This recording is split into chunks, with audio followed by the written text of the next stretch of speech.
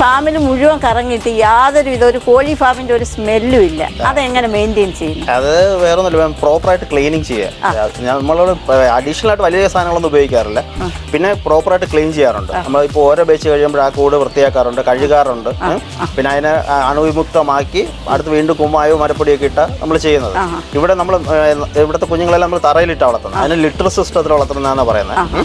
അത് നമ്മളിപ്പോൾ തറ കോൺക്രീറ്റ്, ഇവിടുത്തെ തറ കോൺക്രീറ്റ് ആണ്. അപ്പോൾ നമ്മളിത് കറക്റ്റ് ഒരു ബാച്ച് കഴിയുമ്പോൾ മൊത്തം കഴുകി ഇറക്കും. ക്ലീൻ ചെയ്തതിന് ശേഷം കഴുകി ഇറക്കി പിന്നെ അതിന് ശേഷം കൊറിസോൾ എന്ന് പറഞ്ഞൊരു ഇതുണ്ട്, ഈ അണുനശീകരണത്തിന് ഉപയോഗിക്കുന്നത്. അത് ഉപയോഗിച്ച് ഫുള്ള് വാഷ് ചെയ്യാറുണ്ട്. എന്നിട്ട് അതിനുശേഷം കുമ്മായം ഇട്ട് ഒരാഴ്ച കഴിഞ്ഞിട്ട് പിന്നെ അടുത്ത മരപ്പൊടി ഇട്ട് അങ്ങനെയൊക്കെ ക്ലീൻ ചെയ്യും. അതാണ് ഇത്രയും നല്ല. അതെ, പിന്നെ അതുപോലെ തന്നെ നമ്മളിപ്പോൾ ഞാൻ പറഞ്ഞില്ല, നമ്മൾ ഓരോ ഘട്ടം വഴി കഴിയുമ്പോൾ കുഞ്ഞുങ്ങൾ അങ്ങോട്ടും ഇങ്ങോട്ട് ഷിഫ്റ്റ് ചെയ്യുന്നു പറയും.